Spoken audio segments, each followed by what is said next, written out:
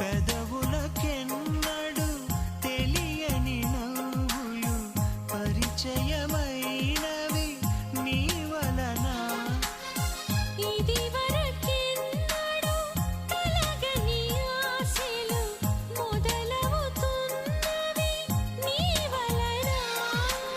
ఏమైందో ఏమో నిజంగా, లోకం మారిందో ఏమో కొత్తగా.